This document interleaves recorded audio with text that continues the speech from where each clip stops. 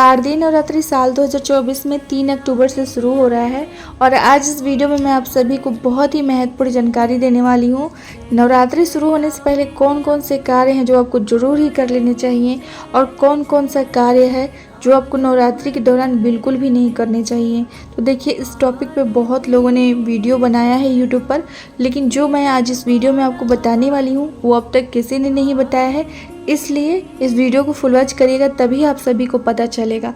तो आप सभी का स्वागत है हमारे यूट्यूब चैनल पर। शारदीय नवरात्रि देखिए बहुत ही महत्व रखता है हिंदुओं के लिए। इसमें आदि शक्ति माँ दुर्गा की पूजा आराधना की जाती है। 9 दिनों तक माता के 9 स्वरूप की पूजा आराधना की जाती है और 9वें दिन कन्या भोजन कराया जाता है और हवन वगैरह होता है। उसके बाद 10वें दिन विजयादशमी मनाया जाता है। तो बहुत ही महत्व रखता है ये हिंदुओं के लिए और इसे बहुत ही विधि विधान से, नित धर्म नियम से किया जाता है ये व्रत। तो आप लोग इसको करने से पहले, इसमें 9 दिन का उपवास रखा जाता है, तो इसको करने से पहले आप लोग ज़रूर जान ले सभी विधि और नियम, उसके बाद ही इस व्रत को करें। क्योंकि ये व्रत में, इस विधि में अगर किसी तरीके की आप गलती करते हैं तो उसका प्रभाव बहुत बुरा होता है, बहुत नहीं झेल पाएंगे, इस तरीके का होता है। इसलिए इस चीज़ को मैं आपको वीडियो में ये भी बताऊंगी कि किस तरीके से होता है, तो आप वीडियो पर बने रहिए। सबसे पहले आप माता रानी के स्वागत के लिए आप अपने घर की धुलाई करके घर पवित्र कर लें। घर की धुलाई कर लें, जितने चादर, बेडशीट, कवर वगैरह हैं सबकी अच्छे से धुलाई कर लें। उसी के साथ अपने पूजा रूम की, जहाँ पे आपको पूजा पाठ करना है या फिर जहाँ पे आपका मंदिर है वहाँ की धुलाई कर लें। साथ में आप जितने भी आसन वगैरह हैं पूजा के, भगवान के मंदिर में जो आपने लगा रखे हैं वो सब आसन हटा दें। माता का वस्त्र जो है, पहले से जो वस्त्र है भगवान के, सारे वस्त्र आप धो लें और जो मालाएं वगैरह, चुनरी वगैरह सब कुछ उतार के आप सर्फ से धो लें और उसका इस्तेमाल आप बाद में करेंगे। नवरात्रि के लिए आप नए माता रानी के लिए वस्त्र लेकर आएँ, अपने मंदिर के लिए नया आसन वगैरह लेकर ज़रूर आएँ। उसी के साथ आप देख लें कि आपकी जो घर में माता रानी की फ़ोटो है, प्रतिमा है, वो ठीक ठाक है या फिर कहीं से खंडित है, यानी कि टूटी है, फूटी है, तो वो आप ज़रूर चेंज कर दें नवरात्रि से पहले। साथ में दुर्गा चालीसा, जो दुर्गा पाठ, बहुत लोग दुर्गा चालीसा का पाठ करते हैं, तो वो आप एक बार देख लें कि आपकी पुस्तक ठीक ठाक है या फिर कहीं से फटी है। तो पुस्तक भी देखिए ज़्यादा एकदम चिथड़ा उड़ा हो चालीसा का, दुर्गा चालीसा का, तो उसको ज़रूर ही बदल देंगे। एकदम फटे चिथड़े नहीं इस्तेमाल करने चाहिए। तो ये सारा कर लीजिए। उसी के साथ पूजा रूम में आप जो आपका जो डब्बा वगैरह है, बर्तन जो पूजा का आप इस्तेमाल में लाते हैं, पीतल का बर्तन, तो वो सारा बर्तन आप अच्छे से साफ़ सफाई करके रख दें। क्योंकि बर्तन का ज़्यादा इस्तेमाल होता है दुर्गा पूजा के टाइम पे। और आप पहले से ही जो पूजा की सामग्री है, जैसे घी ज़्यादा चाहिए होता है, अखंड जोत जलाते हैं तो घी की, गाय का घी आप देखिए गांव से, कोशिश करिए कि गांव साइड से गाय का घी मंगा लें। अगर गांव से कहीं से घी आपको अच्छा नहीं मिल पाता है तो आप मार्केट का घी मत इस्तेमाल में लाइए। उसके बदले आप तिल लेकर, तिल का तेल पीसा, मतलब तिल का तेल, जो मशीन होता है जहाँ पे तेल निकलवाने वाला, वहाँ से आप तिल का तेल निकलवा के उससे आप माता के मंदिर में जोत जलाएं। घी का मिलावट वाला जलाने से अच्छा है कि आप तिल की दिया जला लें। तो इस प्रकार से आप ये उपाय कर सकते हैं। उसी के साथ प्रसाद वगैरह, जैसे पचमेवा, मतलब ड्राई फ्रूट्स वगैरह का भोग लगाया जाता है, ज़्यादातर बतासे का भोग लगाया जाता है।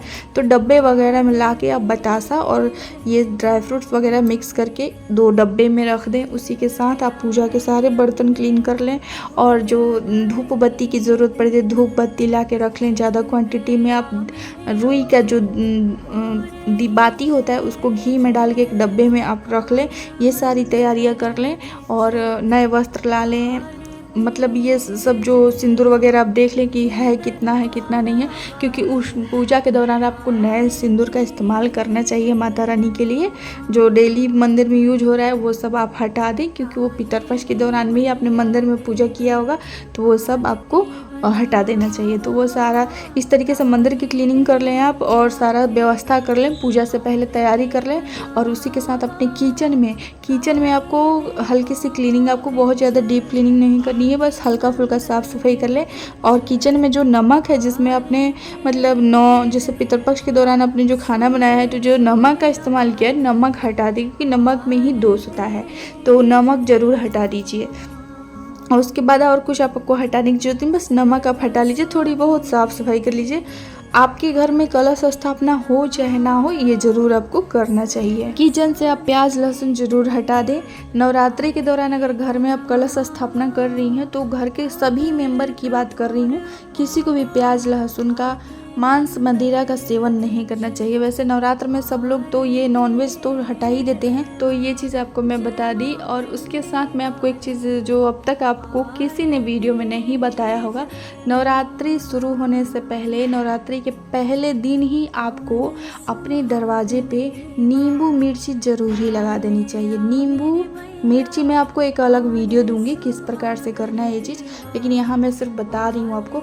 नींबू मिर्ची और उसमें थोड़ा सा काला कपड़ा आप ले लीजिएगा, और साथ में थोड़ा सा जैसे 5 मतलब आप ले लीजिएगा मिर्ची, 1 नींबू, थोड़ा सा काले कपड़े का टुकड़ा आप लपेट के उसमें बांध दीजिएगा, और साथ में आप सीज ले लीजिएगा, सीज का पौधा होता है उसका टुकड़ा ले लीजिएगा। और इन चीज़ों को आप धागे में पिरोकर अपने घर में मेन गेट पे आप ज़रूर इसको लटका दीजिएगा।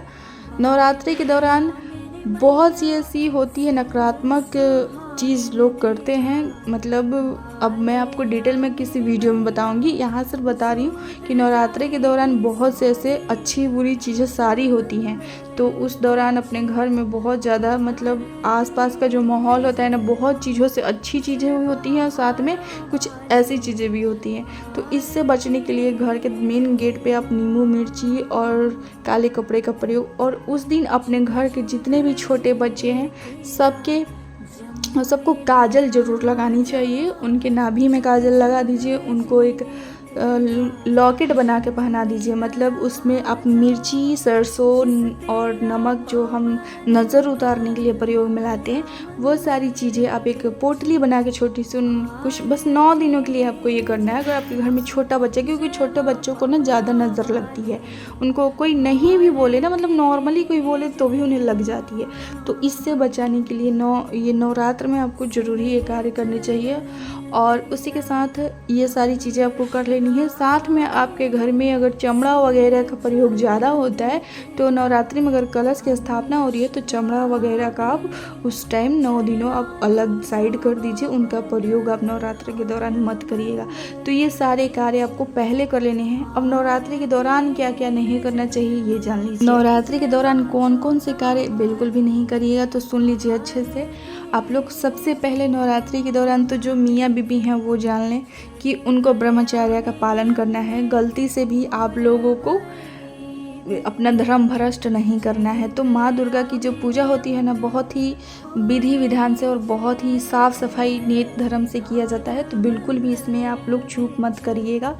माँ दुर्गा की पूजा में ब्रह्मचर्य का पालन, मन शुद्ध रखिएगा, तन मन सब शुद्ध रखिएगा, ठीक है। तो इस तरीके से ये पूजा करनी है आपको। साथ में आपको नवरात्र में अगर कलश मतलब स्थापना कर रहे हैं, अपने घर में कलश रख रहे हैं, तो आप उन दिनों में साफ़ सुथरे धुले हुए वस्त्र ही प्रयोग में लाइएगा। और एक चीज़ और मैं आपको बता दूं, किसी ने वीडियो में नहीं बताया होगा कि आपको उस दौरान जो पीरियड में आपने अपने कपड़े इस्तेमाल किए हैं, चाहे वो अंडर गारमेंट्स हो या फिर आपका साड़ी ब्लाउज पेटीकोट, जो भी आपने पीरियड के दौरान जितने कपड़े आपने पहन रखे हैं वो सारे कपड़े नहीं पहने जाते हैं।